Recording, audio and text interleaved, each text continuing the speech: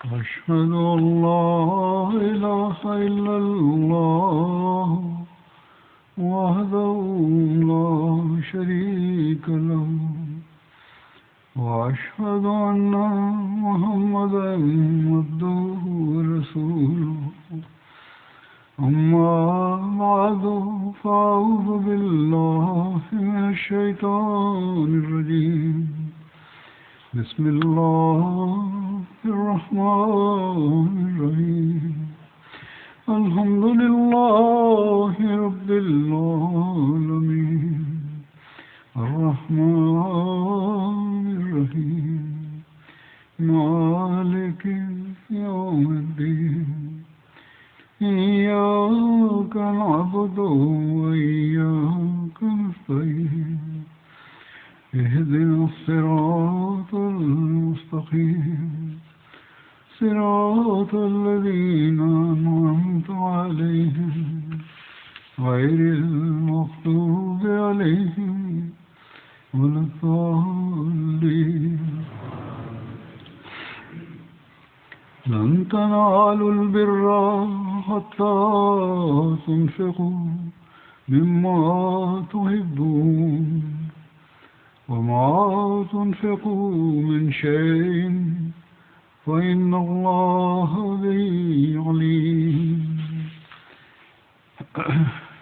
اس آیت کا ترجمہ ہے کہ تم کامل نیکی کو ہرگز نہیں پا سکتے جب تک اپنی پسندیدہ اشیاء میں سے خدا تعالیٰ کی راہ میں خرچ نہ کرو، اور جو کوئی چیز بھی تم خرچ کرو اللہ اسے یقینا خوب جانتا ہے.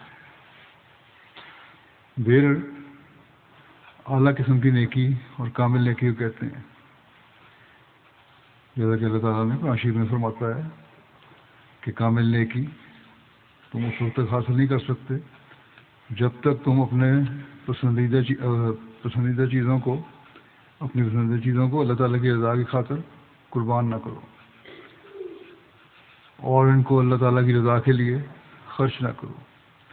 بس ایک حقیقی مومن جو اللہ تعالیٰ کی رضا کی تلاش میں رہتا ہے، نیکیوں کے وہ معیار حاصل کرنے کی کوشش کرتا ہے اور اسے کرنی چاہیے جو اس کو خدا تعالیٰ کے قریب لانے والی ہوں.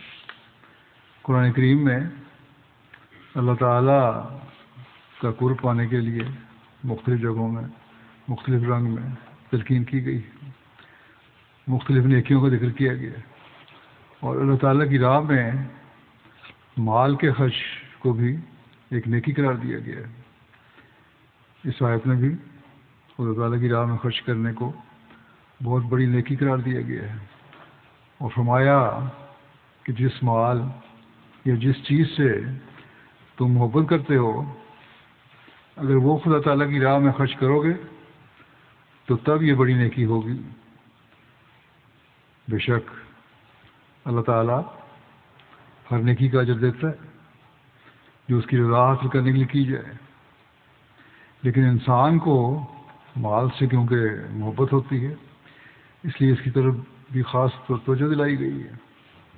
بس ایمان اور سچی نیکی اور قربانی کے اعلیٰ معیار کا ایک معیار اللہ تعالیٰ نے اس قربانی کو مقرر فرمایا ہے جس کو تم پسند کرتے ہو. جیسا فرمایا اس محبت کے بغیر جسے تم نے اصل نیکی وہی ہے کہ تم وہ چیز دو اللہ کی راہ میں جسے تم محبت کرتے ہو، لیکن اللہ تعالیٰ کی رضا کی خاطر اسے قربان کر دیتے ہو. حضرت مسیح موعود علیہ السلام نے اس بارے میں بہت سی جگہوں پر وضاحت فرمائی ہے. چنانچہ ایک جگہ آپ فرماتے ہیں مال کے ساتھ محبت نہیں ہونی چاہیے. بڑا مشکل کام ہے یہ آج کل کے زمانے میں، تو خاص طور پہ فرمایا مال کے ساتھ محبت نہیں ہونی چاہیے. اللہ تعالیٰ فرماتا ہے لن تنالوا البر حتی تنفقوا مما تحبون، تم ہرگز نیکی کو نہیں پا سکتے جب تک تم ان چیزوں میں سے اللہ کی راہ میں خرچ نہ کرو جن سے تم پیار کرتے ہو. اگر حضرت صلی اللہ علیہ وسلم کے زمانے کے ساتھ آج کل کے حالات کا مقابلہ کیا جاوے تو اس زمانے کی حالت پر افسوس ہوتا ہے، کیونکہ جان سے پیاری کوئی شے نہیں، اور اس زمانے میں اللہ تعالیٰ کی راہ میں جان ہی دینی پڑتی تھی۔ صلی اللہ علیہ وسلم کے زمانے میں فرمایا کہ تمہاری طرح وہ بھی بیوی اور بچے رکھتے تھے، جان سب کو پیاری لگتی ہے، مگر وہ ہمیشہ اس بات پر حریص رہتے تھے کہ موقع ملے تو اللہ تعالیٰ کی راہ میں قربانی کر دیں۔ پھر آپ نے فرمایا کہ بیکار اور نکمی چیزوں کے خرچ سے کوئی آدمی نیکی کرنے کا دعویٰ نہیں کر سکتا۔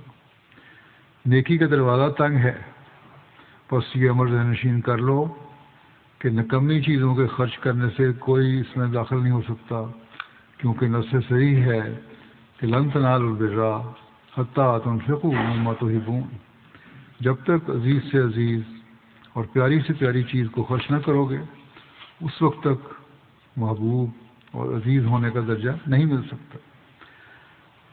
اگر تکلیف اٹھانا نہیں چاہتے اور حقیقی نیکی کو اختیار کرنا نہیں چاہتے تو کیوں کر کامیاب اور بامراد ہو سکتے ہو؟ آپ فرماتے ہیں کہ کیا صحابہ کرام مفت میں اس درجے تک پہنچ گئے جو ان کو حاصل ہوا؟ دنیاوی خطابوں کو حاصل کرنے کے لیے کس قدر اخراجات اور تکلیفیں برداشت کرنی پڑتی ہیں، تو پھر کہیں جا کر ایک معمولی خطاب جس سے دلی اطمینان اور سکینت حاصل نہیں ہو سکتی ملتا ہے۔ پھر خیال کرو کہ رضی اللہ عنہم کا خطاب جو دل کو تسلی اور قلب کو اطمینان اور مولا کریم کی رضامندی کا نشان ہے، کیا یوں ہی آسانی سے مل گیا؟ آپ فرماتے ہیں کہ بات یہ ہے کہ خدا تعالیٰ کی رضامندی جو حقیقی خوشی کا موجب ہے حاصل نہیں ہو سکتی جب تک عارضی تکلیفیں برداشت نہ کی جائیں۔ فرمایا خدا ٹھگا نہیں جا سکتا۔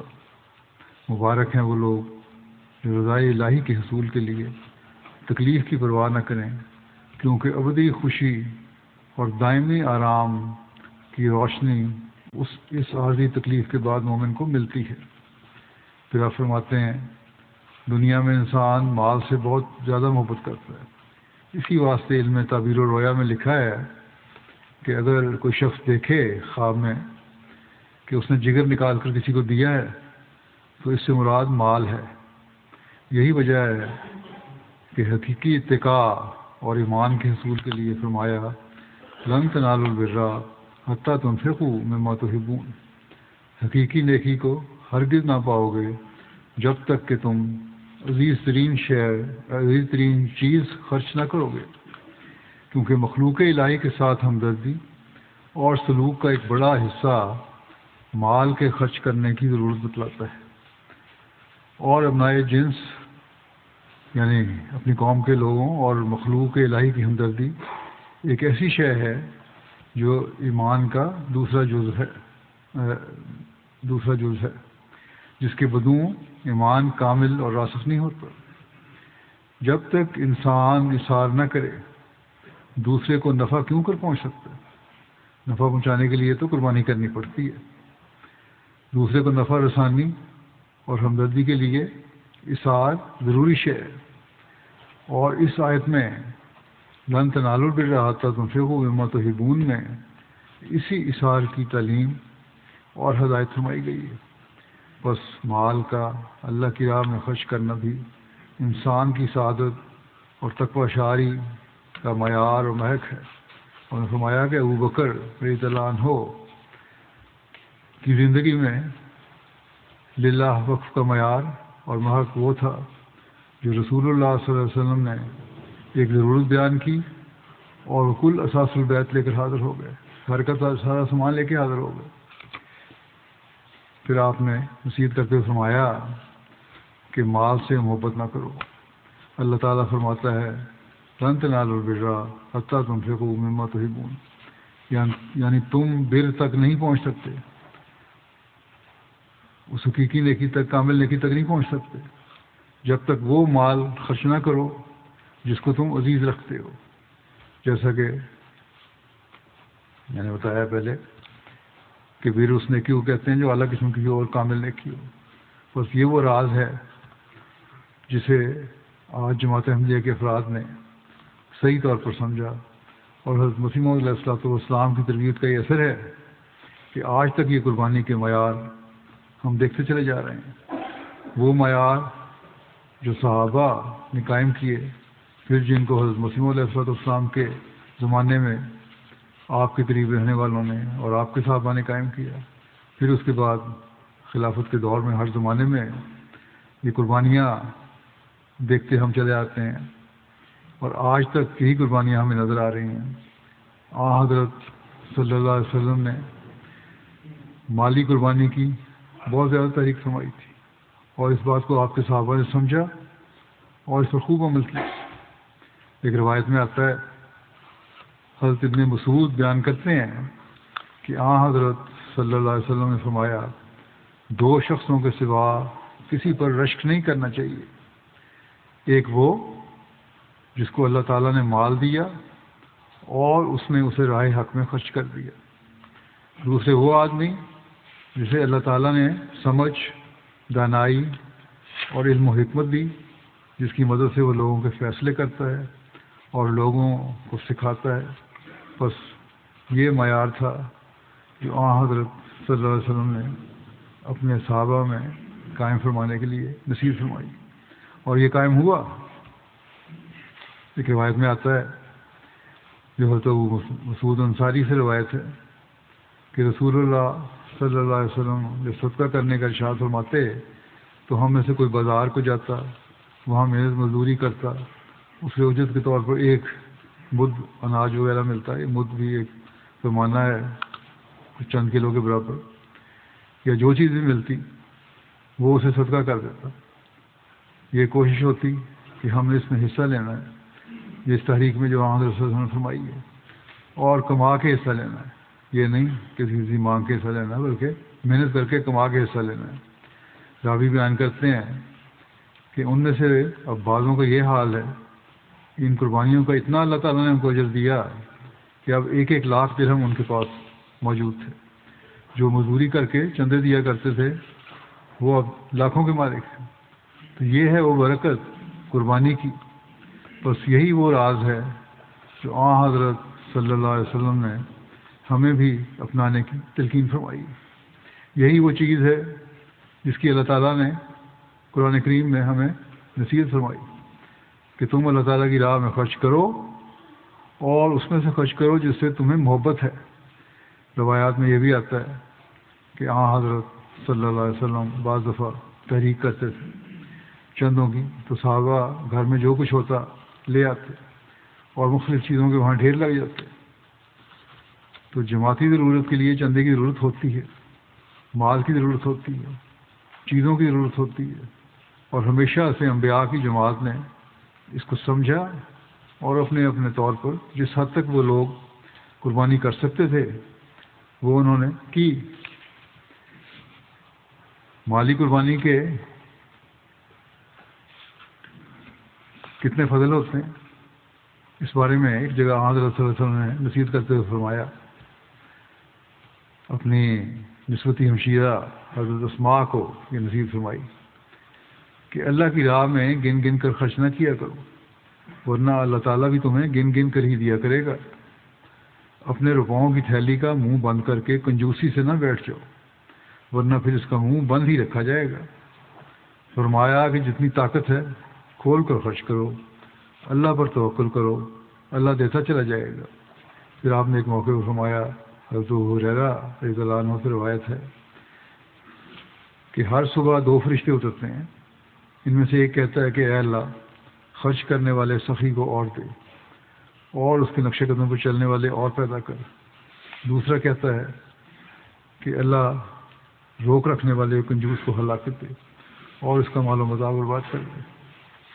بہرحال یہ راز آج کل احمدیوں کو معلوم ہے، بہت ساری مثالیں ہیں جس سے احمدیوں کی تاریخ بھری پڑی ہے، اور ہر روز اس میں اضافہ ہوتا جا رہا ہے کہ خرچ کرنے والے سخی کی کیا اہمیت ہے۔ ایک شخص نے لکھا کہ میرے پاس صرف تھوڑی سی ایک رقم تھی، اور اس رقم سے میں نے کاروبار کرنا تھا، کچھ ضروری چیزیں لینی تھی، حالات بڑے ناسازگار تھے، اور مجھے سمجھ نہیں آ رہی تھی کہ کاروبار ہو بھی چکے گا کہ نہیں. میرے باپ نے مجھے کہا کہ یہ جتنی رقم ہے تم چندے میں دے دو، اللہ تعالیٰ کی خاطر قربان کر دو. چنانچہ میں نے چندہ دے دیا اور اللہ تعالیٰ نے ایسے سامان پیدا فرمائے کہ ایک ایسا آرڈر مجھے مل گیا جس سے کئی گنا زیادہ رقم مجھے میسر آ گئی. اور پھر میں نے وہ کاروبار شروع کیا اور اس میں اللہ تعالیٰ نے ایسی برکت ڈالی کہ بے شمار مال آنے لگ گیا. تو یہ تجربات اللہ تعالیٰ اس زمانے میں بھی حضرت مسیح موعود علیہ السلام کے ماننے والوں، آپ کے غلاموں کو ان کے ایمان میں زیادتی کے لیے دکھاتا رہتا ہے. حضرت صلی اللہ علیہ وسلم نے مختلف مواقع پر مالی قربانیوں کے لیے بہت زیادہ تحریک فرمائی ہے. حضرت حسن رضی اللہ عنہ روایت کرتے ہیں کہ حضرت صلی اللہ علیہ وسلم نے فرمایا، اور یہ حدیث قدسی ہے، یعنی اللہ تعالیٰ کے حوالے سے آپ نے یہ بیان فرمایا کہ اللہ تعالیٰ فرماتا ہے کہ اے آدم کے بیٹے، تو اپنا خزانہ میرے پاس جمع کر کے مطمئن ہو جا. نہ آگ لگنے کا خطرہ ہے، نہ پانی میں ڈوبنے کا اندیشہ ہے، اور نہ کسی چور کی چوری کا ڈر ہے. میرے پاس رکھا گیا خزانہ پورا تجھے دوں گا اس دن جب کہ تو اس کا سب سے زیادہ محتاج ہوگا. یعنی مرنے کے بعد کی زندگی جب انسان کو کوئی پتہ نہیں ہوتا اس کے ساتھ کیا سلوک ہونا ہے، اس کو اپنی نیکیوں کو تو پتہ نہیں ہوتا، اس وقت اللہ تعالیٰ فرماتا ہے کہ تمہاری قربانیاں جو ہیں میں تمہیں ان کا اجر دوں گا اور اس کے ذریعے سے تمہاری بخشش کے سامان ہو جائیں گے. یہ ہے وہ سودا جو اللہ تعالیٰ ایک مومن سے کرتا ہے.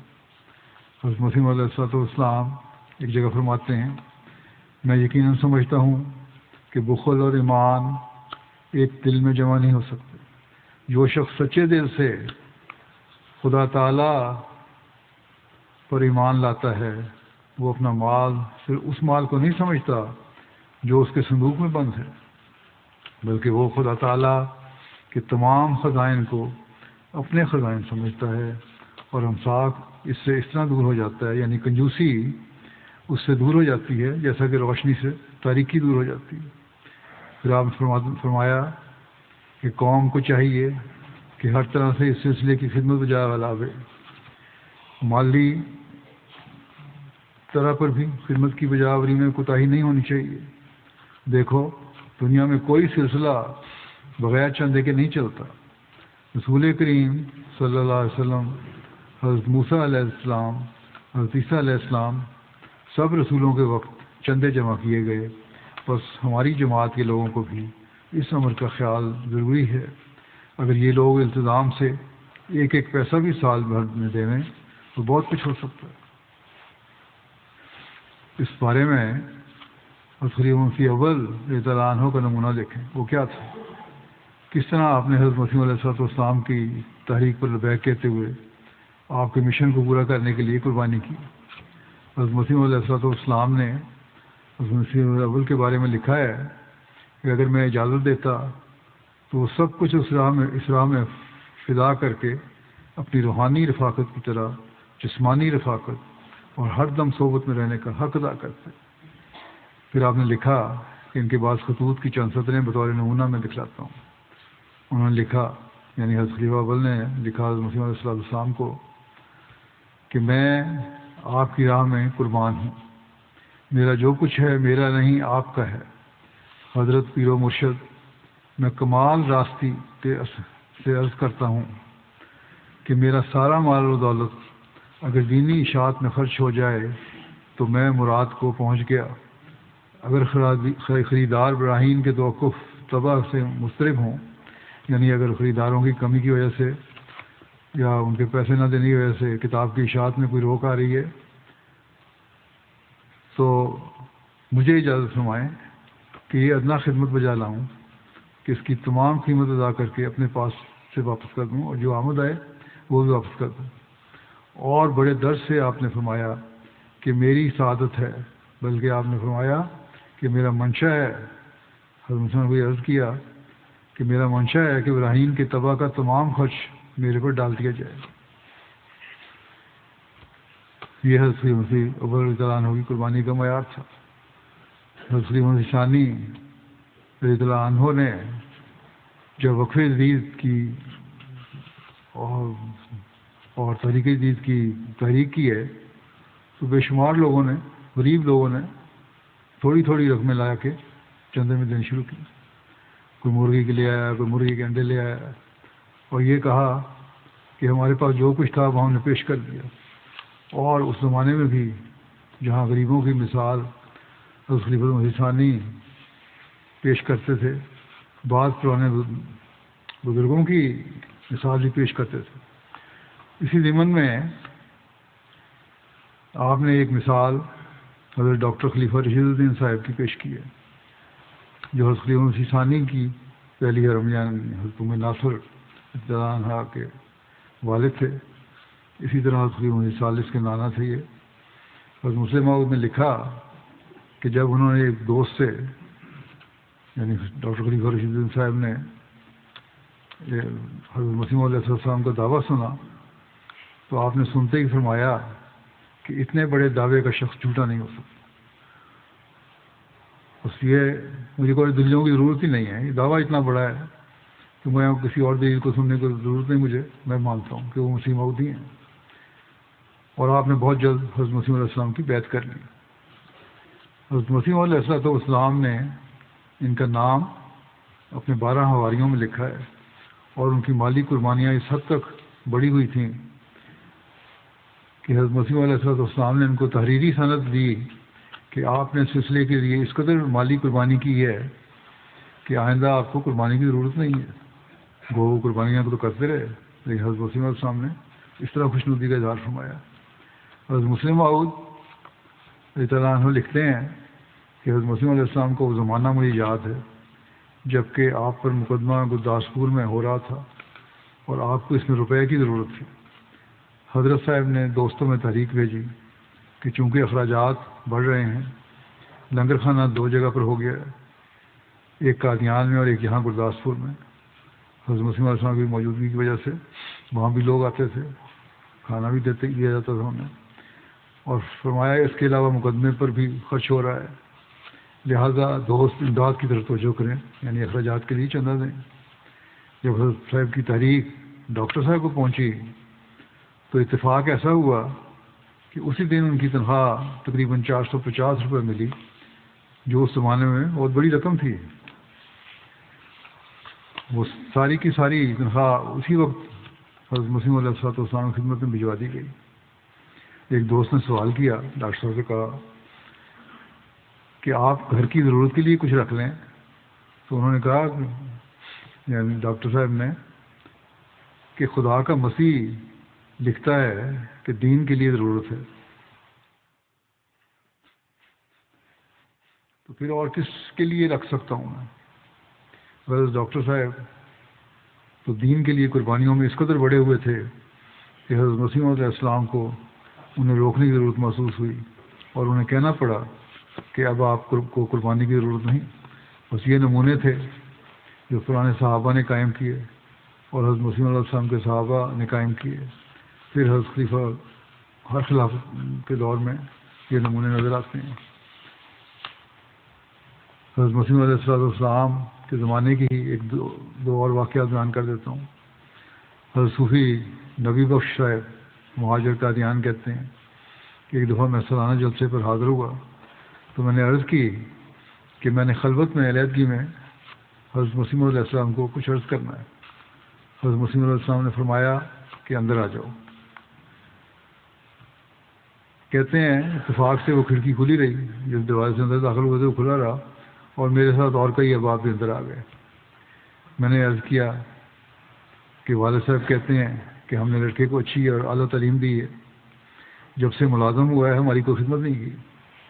والد صاحب کو شکوہ ہے کہ اتنی تعلیم میں نے دلوائی بیٹے کو، ہماری خدمت کوئی نہیں کر رہا، کچھ مدد نہیں، مالی مدد کرنی چاہیے، نہیں کرتا.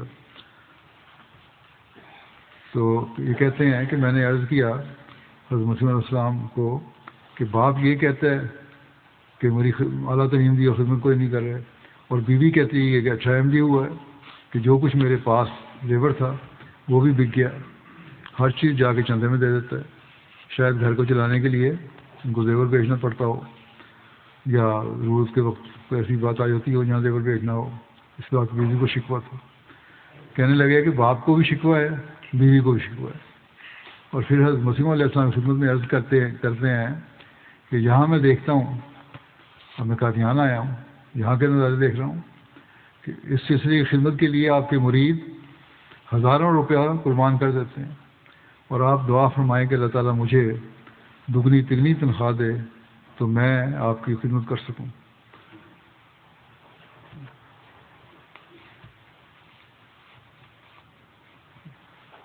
ان شکموں کا ذکر کر کے پھر آپ کہتے ہیں کہ لوگوں کے نمونے جب دیکھتا ہوں تو میرے دل میں خواہش پیدا ہوتی ہے کہ میں اس سے بڑھ کر دوں. اور پھر اللہ تعالیٰ نے ایسے سامان پیدا کر دیے کہ ان کو دوسرے ملک میں ملازمت مل گئی اور تنخواہ بھی بڑھ گئی، اور انہوں نے مالی مدد بھی کی اور اپنے گھر والوں کی مدد بھی کی. وہ لوگ نیک لوگ جو حضرت مسیح علیہ السلام کی قوت کثری کے نتیجے میں اس زمانے میں، یعنی وہ زمانہ بھی دنیا داری کا تھا جہاں دنیا داری غالب تھی، پھر بھی وہ قربانیاں کر رہے تھے. اور آج بھی یہ نمونے ہمیں دیکھنے میں نظر آتے ہیں، جبکہ دنیا داری اس زمانے میں بڑھ کر غالب ہے اور پھر خدا تعالیٰ کی راہ میں خرچ کرتے رہتے ہیں. بعض غریب آدمی کس طرح قربانی کیا کرتے تھے، آج بھی ہمیں یہ نمونے نظر آتے ہیں. افریقہ کے بعض لوگ اپنے واقعات بھیجتے ہیں، لیکن میں پہلے حضرت مسیح علیہ السلام کے زمانے کے غریب لوگوں کا نمونہ پیش کر دیتا ہوں. حضرت قاضی قمر الدین صاحب رضی اللہ عنہ سائیں دیوان شاہ کے بارے میں ایک بیان کرتے ہیں، واقعہ بیان کرتے ہیں. کہتے ہیں میں بھی سائیں صاحب سے کبھی کبھی دریافت کیا کرتا تھا کہ آپ کو قادیان تشریف جانے کی کوئی خاص وجہ ہے. بہت زیادہ قادیان جایا کرتے تھے، کیونکہ جہاں ان کا گاؤں تھا سائیں صاحب وہاں سے گزر کر جایا کرتے تھے. قاضی صاحب کے گاؤں سے گزر کے جاتے تھے اور رات وہیں بسر کیا کرتے تھے. کہتے ہیں سائیں دیوان شاہ نارووال کے رہنے والے تھے اور پیدل سفر کر کے قادیان جاتے تھے، اور یہ کئی میل کا سفر تھا جو طے کیا کرتے تھے قادیان، نارووال سے قادیان تک. وہ کہتے ہیں اگر بیچ میں سے بھی جائیں، شارٹ کٹ کر کے بھی جائیں، تب بھی قریباً 100 میل کا فاصلہ ہوگا جو وہ پیدل سفر کرتے تھے. تو انہوں نے سائیں صاحب سے کہا قادیان جانا کسی خاص وجہ سے ہے یا صرف شوق ملاقات میں جا رہے ہیں کہ جاؤں اور حضرت مسیح علیہ السلام سے مل لوں؟ تو سائیں صاحب کہتے ہیں کہ میں غریب آدمی ہوں. ایک تو یہ ہے کہ شوق ملاقات ہے حضرت مسیح علیہ السلام کا، دوسرا یہ کہ میں غریب ہوں اور چندہ دے نہیں سکتا جس طرح لوگ دیتے ہیں امیر لوگ ہزاروں سینکڑوں میں. اس لیے جا رہا ہوں کہ مہمان خانے کی چرپائیاں بناؤں گا اور میرے سر سے چندہ اتر جائے گا، یعنی چرپائیاں مفت بناؤں گا اور چندے کا بوجھ اتر جائے گا. چندہ دینے کی وجہ سے جو احساس رہتا ہے وہ بوجھ کم ہو جائے گا. یہ کام جو ہے چرپائیوں کو بونے کا، اس کے مجھے تسلی ہو جاتی ہے. بس میں لنگر خانے کی چرپائیاں بن لیتا ہوں اور تسلی ہوتی ہے کہ مزدوری کا یہ کام کروں گا تو وہی میرا چندہ ہے. تو اس طرح کی روح تھی جو غریبوں میں بھی پیدا تھی اس وقت، اس زمانے میں بھی. اس زمانے میں بھی ہم دیکھتے ہیں کہ کس طرح اللہ تعالیٰ نے لوگوں میں یہ روح پیدا کی ہوئی ہے. دور دراز رہنے والے ممالک کے لوگ جہاں چند سال پہلے احمدیت کا تعارف ہوا ہے، ان لوگوں نے اسلام قبول کر کے جماعت احمدیہ میں شمولیت اختیار کی ہے. ان کے مالی قربانیوں کے شوق کے بھی عجیب نظارے نظر آتے ہیں. 1400 سال پہلے کا جذبہ ان لوگوں میں بھی ہمیں نظر آتا ہے. حضرت مسیح علیہ السلام نے جن بعضوں کی مثالیں اپنے زمانے میں دی ہیں ان کا جذبہ ہمیں نظر آتا ہے. اور یہ وہ روح ہے جو آج جماعت احمدیہ میں حضرت مسیح علیہ السلام کو ماننے کے بعد ایمان میں تازگی کی وجہ سے پیدا ہوئی. مارشل آئی لینڈ کے مولوی نے لکھا کہ لادری آئزک صاحبہ ایک مخلص رکن ہے اور جماعت کے لنگر چلانے کے لیے انتھک محنت کرتی ہیں. جہاں روزانہ 2 وقت کھانا تیار کیا جاتا ہے، آتی ہیں اور خدمت کرتی ہیں، پکاتی ہیں، لیکن جب بھی انہیں تنخواہ ملتی ہے تو ان کا پہلا کام اپنے اور اپنے 5 پوتے پوتیوں کی طرف سے مالی قربانی پیش کرنا ہوتا ہے. اور ان کی اخریدی کی قربانی جماعت میں سب سے زیادہ ہوتی ہے۔ مولوی صاحب کہتے ہیں کہ وہ لوگ ہیں جن کے گھروں کو دیکھ کر بڑے غریب گھر ہیں، حضرت مسیح علیہ السلام کے بابرکت الفاظ یاد آ جاتے ہیں کہ متقی سچی خوشحالی ایک جھونپڑی میں پا سکتا ہے جو دنیا دار حرص و آز کے پرستار کو رفیع شان کثر میں بھی نہیں مل سکتی۔ اسی طرح ایک اور خاتون ہے وہیں کی لورین صاحبہ، یہ بھی مارشل آئی لینڈ میں جماعت کے لنگر میں کام کرتی ہیں۔ کہتے ہیں کہ میں نے بقرعید عید کی چندے کی یاد دہانی کرائی کہ سال ختم ہو رہا اور ہمارا چندہ پچھلے سال سے کم ہے۔ اس کے بعد کہتے ہیں کہ جمعے کے بعد لورین صاحبہ دفتر میں آئیں اور اپنے بقرعید کا چندہ پیش کیا تاکہ ہم پچھلے سال کا ہدف حاصل کر سکیں یا اس سے زیادہ کر سکیں۔ قازقستان کے مبلغ سلسلہ کہتے ہیں ایان ابرائیف صاحب کے چندے کا ذکر کرتے ہوئے کہ میں نے زندگی میں ایسا وقت بھی دیکھا ہے، ابراہیم ایان صاحب نے کہا، جو میرے پاس روٹی خریدنے کے لیے پیسے نہیں تھے، مجھے کھانے پینے کی چیزیں قرض لینا پڑتی تھیں اور میری بیوی متفکر رہتی تھی کہ ہم آگے کیسے زندگی گزاریں گے۔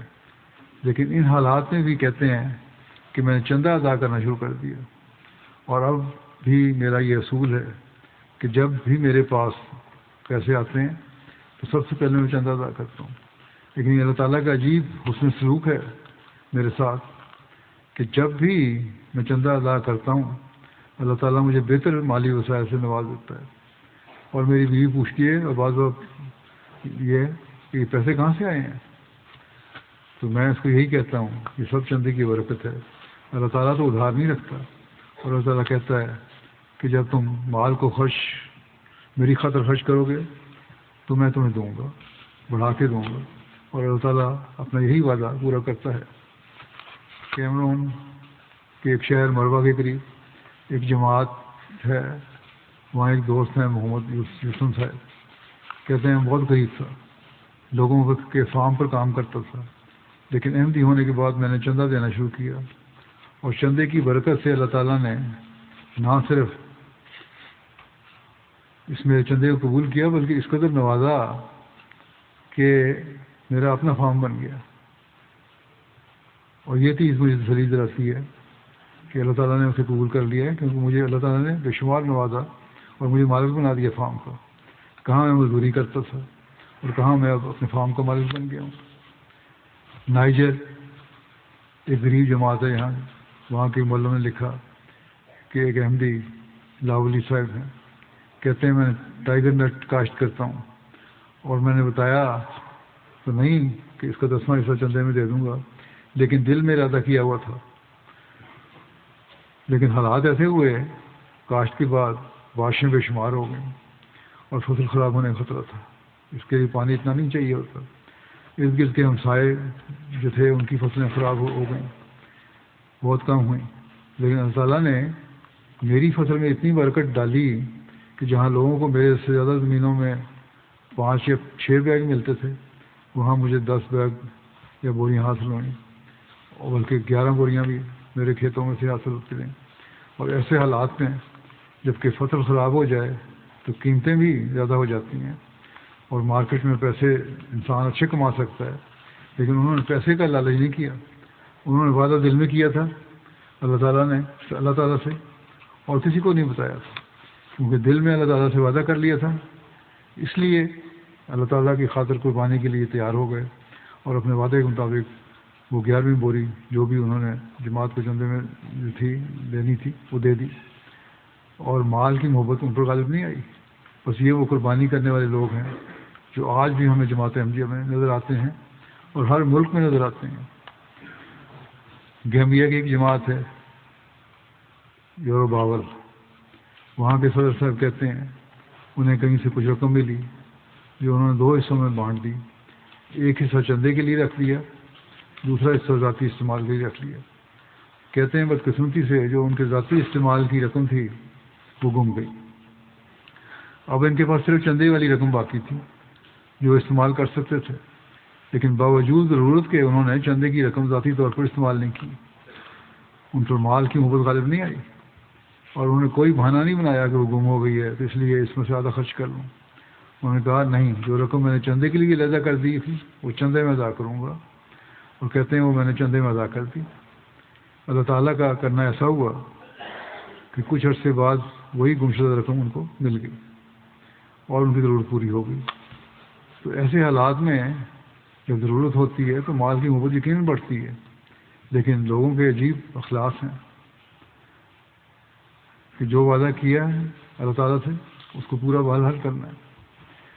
پھر ایک اور واقعہ ہے جہاں مال کی ضرورت اور مال کی محبت قربانی پر غالب نہیں آ سکی۔ نائجر میں ہی مراوی ریجن کی ایک جماعت ہے، احمد ثانی صاحب عید کا چندہ ادا کرنے والے ہیں دوست، ہر سال بڑی باقاعدگی سے ادا کرتے ہیں۔ اس سال ریجن میں سیلاب کی وجہ سے فصلیں خراب ہو گئیں، خیال تھا کہ اس لیے لوگ زیادہ چندہ نہیں ادا کر سکیں گے، تو لیکن انہوں نے یعنی ثانی صاحب نے کہا کہ بے شک زیادہ بارشوں کی وجہ سے اور سیلاب کی وجہ سے فصلیں خراب ہو گئی تھیں، بے شک سیلاب کی وجہ سے فصلیں تو اچھی نہیں ہوئیں، لیکن اس وجہ سے وہ چندے میں کمی نہیں کریں گے، اور جتنا چندہ وہ پہلے دیتے تھے اس سے بڑھ کر دیا انہوں نے۔ پھر ایک اور قصہ ہے کہ ضرورت کے باوجود قربانی کو ترجیح دی۔ نائجر میں جماعت ہے ڈبسو، وہاں بارشیں کم ہوئیں جس کا فصلوں پر بہت برا اثر پڑا، کہیں بارشیں زیادہ ہو رہی ہیں کہیں کم ہو رہی ہیں، آفات ہیں۔ اکثر لوگ جماعتیں جو ہماری افریقہ میں دیہاتی جماعتیں ہیں، دوسرے وہاں ملک کی سیاسی صورتحال بھی آج کل بہت خراب ہے، مہنگائی میں شدید اضافہ ہوا۔ یہ صورتحال دیکھ کر معلم کہتے ہیں کہ مجھے پریشانی تھی کہ ان لوگوں کے پاس تو پیسے نہیں ہیں، وہ چندہ کہاں سے دیں گے، لیکن جب گاؤں والوں کو بتایا کہ وہ پھر عید کا سال بھی ختم ہو رہا ہے، تو وہاں ایک شافی صاحب ہیں، شافی انگو صاحب، انہوں نے کھڑے ہو کر کہا کہ ہر سال ہم باقاعدگی سے چندہ دیتے ہیں، اور کوئی ایسا سال نہیں ہوا جب اللہ تعالیٰ نے ہمیں بڑھ کر نہ لٹایا ہو۔ اس لیے چندے کی برکت سے اللہ تعالیٰ ہمیں نوازتا ہے اور ہمارے معاشی حالات بھی ٹھیک ہوتے ہیں، باوجود تنگی کے ہم بہتر ہوتے ہیں۔ اس لیے ہم پیچھے نہیں ہٹیں گے، ہم چندہ ادا کریں گے، اور انہوں نے ادا کیا۔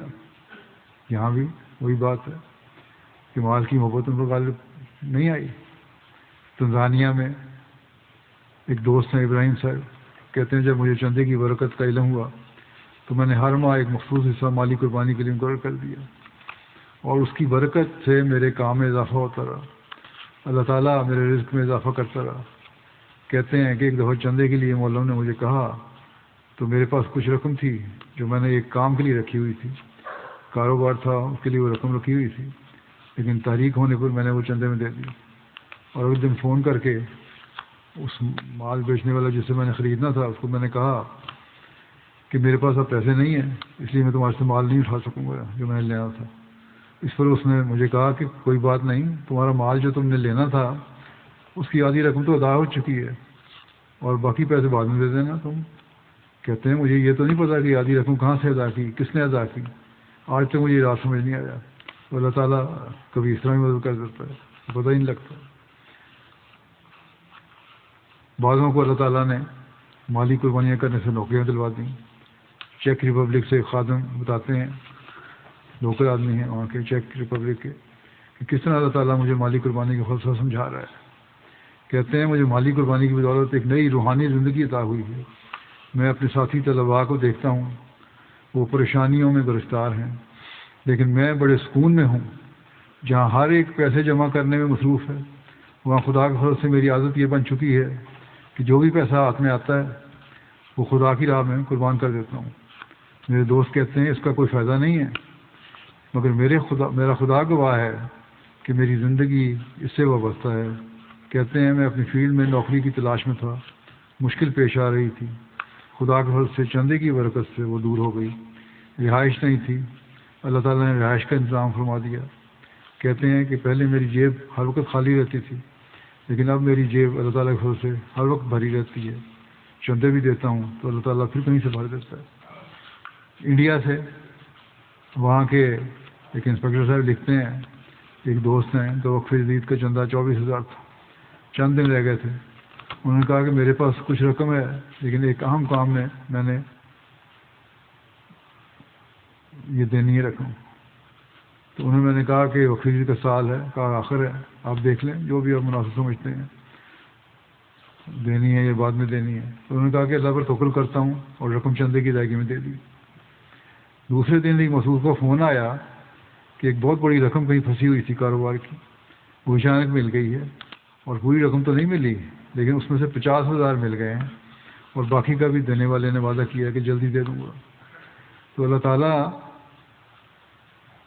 نے دیکھیں اس کو کہا کہ اچھا تم میری خاطر مال کی محبت کو چھوڑ رہے ہو اور ذاتی ضروریات کو چھوڑ رہے ہو، جماعتی ضروریات کو پورا کرنے کی کوشش کر رہے ہو، تو میں تمہاری مدد کرتا ہوں۔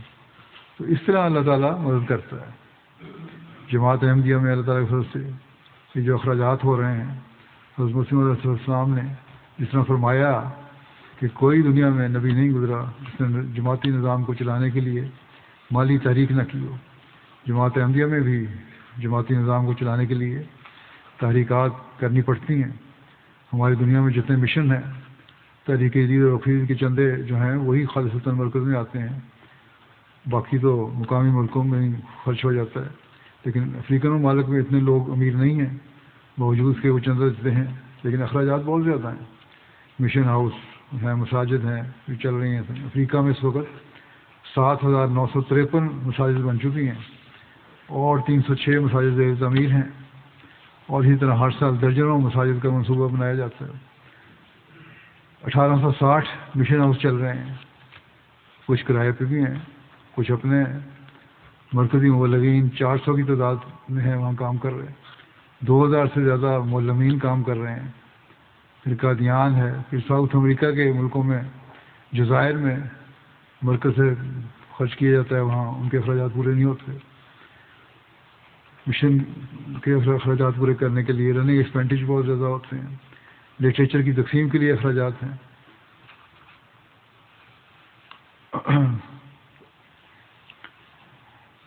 لٹریچر بھی بعض دفعہ یہاں سے بھجوایا جاتا ہے، اکثر ان میں سے بڑی کتابوں کے علاوہ، اور وہ بھی ان میں سے بھی بہت ساری کتابیں مختلف تقسیم ہوتی ہیں، چھوٹا لٹریچر تو مخت ہوتا ہے۔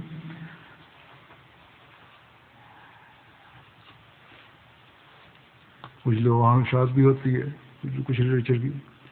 تو یہ ساری رقمیں اللہ تعالیٰ اپنے فضل سے خرچ کے لیے دیتا چلا جاتا ہے۔ بعض بار سمجھ نہیں آتی کہ اتنے وسیع پروگرام ہیں، اتنے اخراجات ہو رہے ہیں اور آمد تھوڑی ہے۔ اب تحریک جدید اور خیزی کے چندے کو اگر ملا لیں جو خالص مرکز میں آتا ہے تو وہ تقریباً 30 سے 31 ملین پاؤنڈ بنتا ہے، لیکن اللہ تعالیٰ کی فضل سے یہ خرچ ہے جو 106 ممالک کے مشن کو سالانہ گرانٹ دی جا رہی ہے، وہی تقریباً اس کے برابر ہے۔ پھر جامعات ہیں، ان میں کئی ملین خرچ ہوتے ہیں، ان کی گرانٹ دی جاتی ہے۔ MTA ہے، اس پہ کئی ملین خرچ ہوتے ہیں۔ پھر مرکز کے اخراجات ہیں۔ تو یہ خرچے اللہ تعالیٰ اس طرح پورے کرتا ہے کہ سمجھ نہیں آتی کس طرح پورے کر رہا ہے۔ بعض دفعہ خیال ہوتا ہے کہ شاید بہت زیادہ اخراجات ہیں، کس طرح پورے ہوں گے، لیکن اللہ تعالیٰ اپنے فضل سے اخراجات پورے کرتا چلا جاتا ہے اور اس میں کبھی کمی نہیں آنے دیتا۔ یہ مشن اللہ تعالیٰ کے فضل سے جاری ہیں، ان کے کام ہو رہے ہیں۔ حضرت مسیح علیہ السلام نے سے اللہ تعالیٰ نے یہی فرمایا تھا کہ مال تو میں تجھے دوں گا، اور وہ مال اللہ تعالیٰ دے رہا ہے۔ اللہ تعالیٰ جماعت کو اس کو صحیح مصرف میں لانے کی بھی توفیق ہمیشہ دیتا رہے، صحیح خرچ کرنے کی توفیق دے، اور کبھی کسی قسم کی بے قاعدگی اس میں نہ ہو۔ حضرت مسیح علیہ السلام فرماتے ہیں کہ تمہارے لیے ممکن نہیں کہ مال سے بھی محبت کرو اور خدا تعالیٰ سے بھی، صرف ایک سے محبت کر سکتے ہو۔ بس خوش قسمت وہ شخص ہے کہ خدا سے محبت کرے۔ اگر کوئی شخص تم میں سے خدا سے محبت کر کے اس کی راہ میں مال خرچ کرے گا تو میں یقین رکھتا ہوں کہ اس کے مال میں پھر دوسروں کی نسبت زیادہ برکت دی جائے گی، کیونکہ مال خود بخود نہیں آتا بلکہ خدا کے ارادے سے آتا ہے۔ بس جو شخص خدا کے لیے بعض حصہ مال کا چھوڑتا ہے وہ ضرور اسے پائے گا، لیکن جو شخص مال سے محبت کر کے خدا کی راہ میں خدمت بجا نہیں لاتا جو بجا لانی چاہیے تو وہ ضرور اس مال کو کھوئے گا۔ یہ مت خیال کرو کہ مال تمہاری کوشش سے آتا ہے بلکہ خدا تعالیٰ کی طرف سے آتا ہے، اور یہ مت خیال کرو کہ تم کوئی حصہ مال کا دے کر یا کسی اور رنگ میں کوئی خدمت بجا لا کر خدا تعالیٰ اور اس کے فرستادے پر کچھ احسان کرتے ہو، بلکہ یہ اس کا احسان ہے کہ تمہیں اس خدمت کے لیے بلاتا ہے۔ اور میں سچ سچ کہتا ہوں کہ اگر تم سب مجھے چھوڑ دو اور خدمت اور امداد سے پہلو تہی کر لو تو وہ ایک قوم پیدا کر دے گا کہ اس کی خدمت بجائے لائے گی۔ تم یقیناً سمجھو کہ یہ کام آسمان سے ہے اور تمہاری خدمت صرف تمہاری بھلائی کے لیے ہے۔ بس ایسا نہ ہو کہ تم دل میں تکبر کرو اور یہ خیال کرو کہ ہم خدمت مالی یا کسی قسم کی خدمت بھی کرتے ہیں۔ میں بار بار تمہیں کہتا ہوں کہ کوئی خدا تمہاری خدمتوں کا ذرا محتاج نہیں، ہاں تم پر یہ اس کا فضل ہے کہ تم کو اس خدمت کا موقع دیتا ہے۔ بس یہ وہ احساس ہے، یہ وہ سوچ ہے جو حضرت مسیح علیہ السلام نے جماعت میں پیدا کی، اور اللہ تعالیٰ کی فضل سے آج 130-35 سال سے کا عرصہ گزرنے کے باوجود یہ جذبہ جماعت احمدیہ کے افراد میں موجود ہے، جو نوجوانوں میں بھی، نئے آنے والوں میں بھی، اور وہ قربانی کرتے چلے جا رہے ہیں، جن کے چند واقعات میں نے بیان کیے ہیں کہ کس طرح انہوں نے اس روح کو سمجھا کہ اللہ تعالیٰ ان کے مال میں برکت دیتا ہے اور اس کے لیے وہ ہر قربانی کے لیے تیار ہوتے ہیں۔ اللہ تعالیٰ ان سب کے اموال و نفوس میں برکت ڈالے۔ اس کے ساتھ ہی میں ایک رپورٹ بھی پیش کروں گا جو اس سال بقرعید عید کے چندے کی رپورٹ ہے، جس سے پتہ لگتا ہے کہ اس سال اللہ تعالیٰ کے فضل سے جماعت نے کس حد تک قربانیاں دی ہیں۔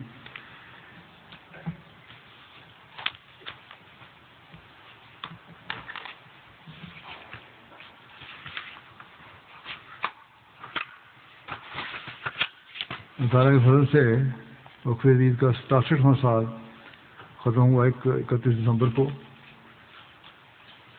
اور جماعت احمدیہ عالمگیر کی طرف سے 1,36,81,000 پاؤنڈ یعنی تقریباً 14 ملین کی مالی قربانی پیش ہوئی ہے۔ یہ وصولی گزشتہ سال سے 7,36,000 پاؤنڈ زیادہ ہے الحمدللہ۔ اور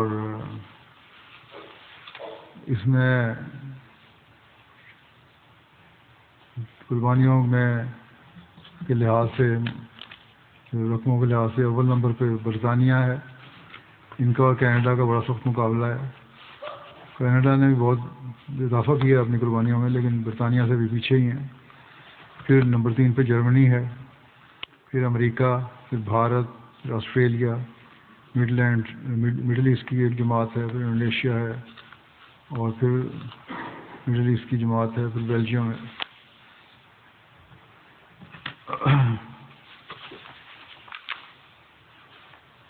افریقہ میں مجموعی وصولی کے لحاظ سے جو جماعتیں ہیں ان میں گھانا نمبر 1 پہ ہے، ماریشس ہے، پھر نمبر 3 پہ بورکینا فاسو ہے۔ یہاں بھی حالات بہت مخصوص ہیں، لیکن اس کے باوجود قربانیاں دے رہے ہیں۔ ان کی بہت جگہوں کی تو ابھی رپورٹس بھی نہیں آئی سکیں کیونکہ رابطے نہیں تھے۔ پھر تنزانیہ ہے، پھر لائبیریا ہے، گیمبیا ہے، نائجیریا، سیرا لیون، بینین، کانگو کنشاسا۔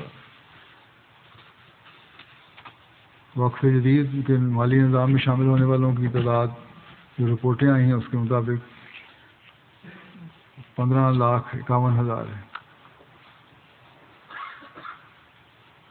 اور گزشتہ سال سے جو چندہ دینے والوں میں اضافہ ہوا ہے ان میں باوجود خراب حالات کے پاکستان کے لوگوں میں بھی اضافہ ہوا ہے۔ نائجیریا، کیمرون، سیرا لیون، گیمبیا اور کانگو برازیل۔ برطانیہ کی جو 10 بڑی جماعتیں ہیں قربانی کرنے والوں میں فارنہم نمبر 1 پہ ہے، پھر بوسٹر پارک، پھر اسلام آباد، پھر والسال، پھر آلڈرشاٹ ساؤتھ، ایش، شیم ساؤتھ، گلنگم، آلڈرشاٹ نارتھ، یول۔ پہلی 5 ریجن جو ہیں ان میں پہلی ریجن نمبر پہ ہے اسلام آباد، پھر بیت الفتوح، پھر مڈ لینڈس، پھر مسجد فضل، پھر بیت الاحسان۔ دفتر اطفال بھی مفید کا علیحدہ ہوتا ہے۔ اس میں پہلی 10 جماعتیں جو ہیں وہ آلڈرشاٹ نمبر 1 پہ، آلڈرشاٹ نارتھ، فارنہم، ایش، آلڈرشاٹ ساؤتھ، بارڈن، شیم ساؤتھ، اسلام آباد، روہیمپٹن، ویل، مانچسٹر نارتھ، والسال۔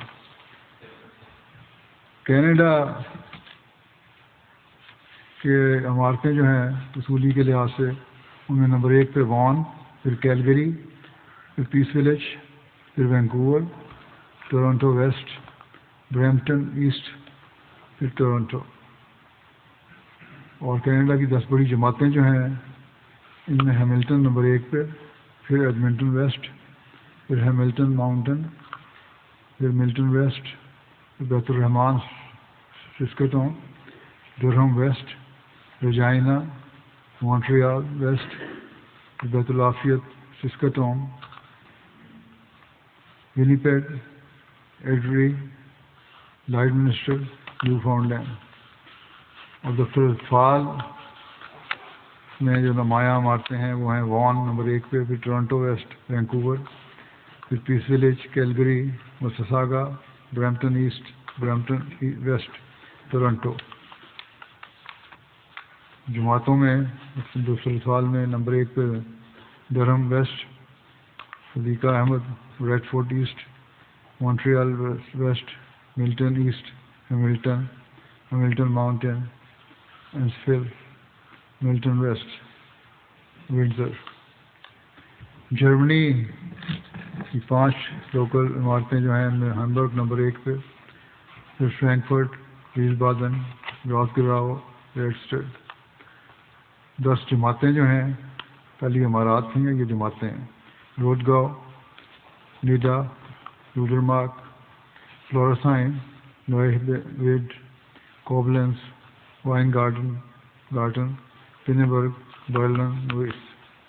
دفتر اطفال میں ریجنز 5 ریجن جو ہیں نمبر 1 پہ ویسبادن، پھر ہیمبرگ، ہیسن، زود ایسٹ، ویسٹ فالن، ڈٹسنباخ.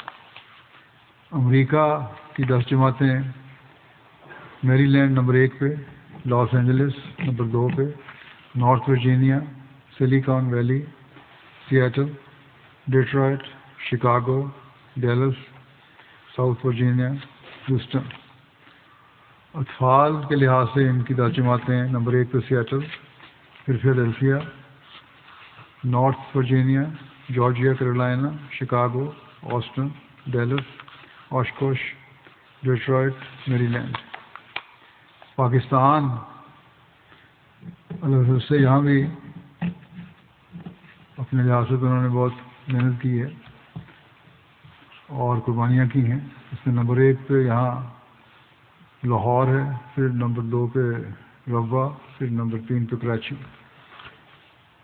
اور اضلاع کی پوزیشن جو ہے بالغان کی وہ ہے اسلام آباد نمبر 1، سیالکوٹ نمبر 2، فیصل آباد، گجرات، گوجرانوالا، سرگودا، عمر کوٹ، ملتان، حیدرآباد، میرپور خاص. پہلی 10 جماعتیں جو ہیں نمبر 1 پہ اسلام آباد، ٹاؤن شپ لاہور، دارالذکر لاہور، عزیز آباد کراچی، علامہ اقبال ٹاؤن لاہور، سامان آباد لاہور، بیت الفضل فیصل آباد، ملتان شہر، دہلی گیٹ لاہور، گوجرانوالا شہر. اطفال میں جو 3 بڑی جماعتیں ہیں نمبر 1 پہ لاہور، نمبر 2 پہ روا، نمبر 3 پہ کراچی. اور اطفال میں اضلاع کی پوزیشن یہ ہے کہ اسلام آباد نمبر 1، پھر سیالکوٹ، پھر نارووال، عمر کوٹ، راولپنڈی، گوجرانوالا، میرپور خاص، گجرات، حیدرآباد، شیخوپورہ.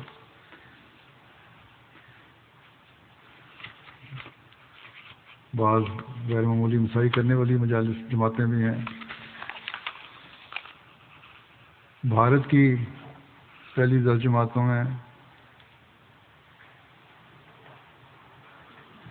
صوبہ میں کیرالہ نمبر 1 پہ، پھر تامل ناڈو، جموں کشمیر، پھر کرناٹکا، تلنگانہ، اڑیسہ، پنجاب، ویسٹ بنگال، مہاراشٹرا، اتر پردیش. 10 جماعتیں جو ہیں ان میں نمبر 1 پہ کوئمبٹور، نمبر 2 پہ قادیان، پھر حیدرآباد، پھر Calicut, Manjiri, Bangalore, میلاپلایام، Calcutta, Keran, کیرلائی.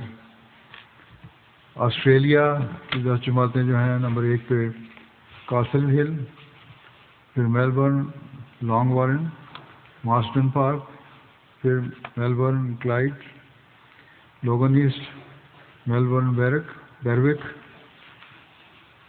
Penrith, Perth, Adelaide West. بالغان میں آسٹریلیا کی جماعتیں جو ہیں کاسل ہل نمبر 1 پہ، پھر Melbourne Langwarrin, Marsden Park, Logan East, Melbourne Berwick, Melbourne Clyde, Penrith, Perth, Adelaide West اور بلیک ٹاؤن۔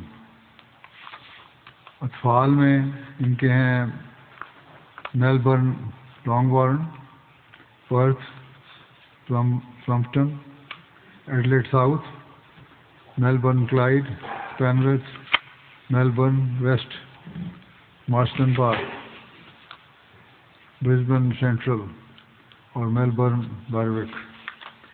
اللہ تعالیٰ اس قربانی کرنے والوں کے اموال و نفوس میں بے انتہا برکت عطا فرمائے۔ یہ بھی دعا کریں کہ یہ 2025 کا سال جماعت کے لیے برکتوں والا سال ہو۔ اللہ تعالیٰ جماعت کو ہر شر سے محفوظ رکھے۔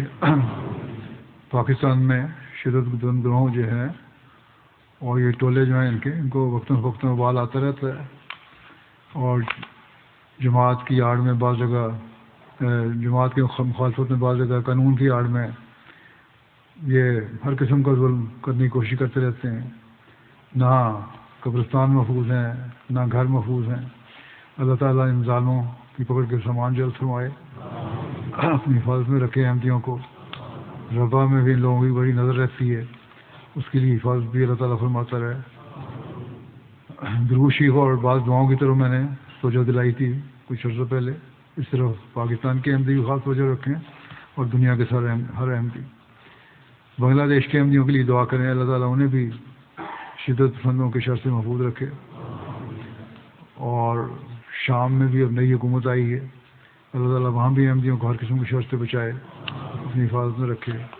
اسی طرح دوسرے ممالک ہیں، افریقہ کے ممالک ہیں، ہر جگہ اللہ تعالیٰ احمدیوں کو اپنی حفاظت میں رکھے۔ ہر احمدی کا فرض ہے کہ اس کے لیے خاص طور پر خود بھی بہت دعائیں کرے، اپنے ملکوں کے لیے بھی اور پاکستان میں جو بال بسنے والے ہیں پاکستان کے لیے بھی۔ دنیا کے عمومی حالات اور جنگوں کی صورتحال کے لیے دعا کریں، اللہ تعالیٰ اس کے بد اثرات سے ہر معصوم اور مظلوم کو بچائے۔ نئے سال پر بڑے جشن مناتے ہیں یہ لوگ، بڑے فائر ورکس ہوتے ہیں، پھلجھڑیاں اڑائی جاتی ہیں، لیکن ہر ایک صرف اپنی خوشیاں دیکھتا ہے، دوسروں کے درد کا انہیں احساس نہیں ہے۔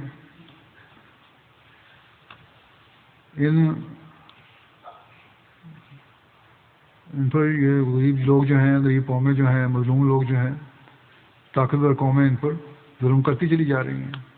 اللہ تعالیٰ اس سال میں ان سب طاقتوں کے منصوبے، طاقتور قوموں کے منصوبے بھی خاص میں ملا دے، اور اللہ تعالیٰ کی وحدانیت کو ہم دنیا میں قائم ہوتا دیکھیں۔ اللہ تعالیٰ ہمیں بھی اس کی توفیق عطا فرمائے۔